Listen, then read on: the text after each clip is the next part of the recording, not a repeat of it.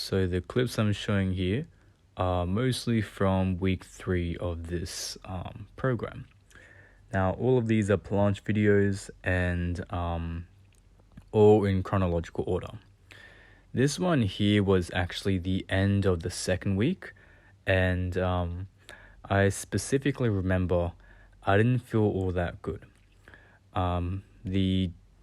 The negatives were not the best. I was pretty disappointed about the form, and even the third rep right here. I basically failed it. Now, this was the first session of week 3, so it starts off with statics. I was meant to do body weight half-lay holds, but I still didn't have the confidence. So what I did was I opted for a 3 kilo resistance band, and then those substituted my body weight holds, which I actually prefer more. Now, of course, the end goal is to get better at the half-lay unassisted, so I still want to keep in touch with those bodyweight holds, but to some extent, especially in terms of form and actually really developing progressive overload, sometimes doing it unassisted, I just won't get enough stimulus. So in those cases, I would just go for the band. Now, this first session, I was pretty happy about my form. Aside from that, I found that week 3 was holistically very challenging.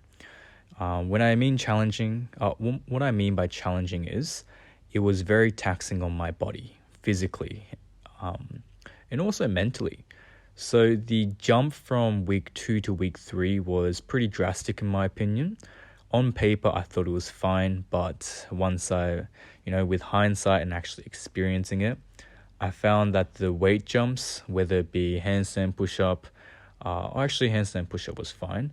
So whether it be the incline bench or the weighted pull-up, it was a whole roughly 7.5 to 10 kilo jump. And I thought I could handle it, but it was very taxing. And the end goal is just to reach the weight goal of week 4. So it doesn't matter what you do in week 3, so long as it provides you sufficient stimulus so that you can reach those endpoints for the finale of the program, then that's more than enough. But I just didn't plan it out properly. Now here, I was pretty happy about this hold. This is the kind of half-lay hold I'm expecting. Now, all these clips I'm showing from this point onwards are from the previous days, respectively. I've put the date up on the top. They were just all the supplementary work. The first part was all planche isometrics. Now, you will notice that my outfit is like the exact same every single day. I will let you know I've got about 6 of the same singlets. So that is why. I'm not wearing the same one. I'm wearing different ones every single session.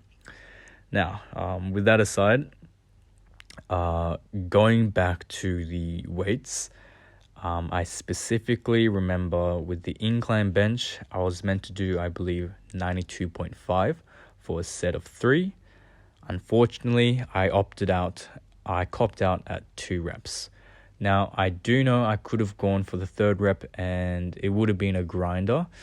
But I was like, I don't want to grind this rep out. I feel like I'm just going to fatigue myself too hard for week 4. I think I was at my limit and I pushed myself really hard in week 3. So we'll see how it goes for week 4. But I think I did it just under my limit of fatigue accumulation. So I think I'm going to be fresh and strong for week 4, and we'll see how it goes.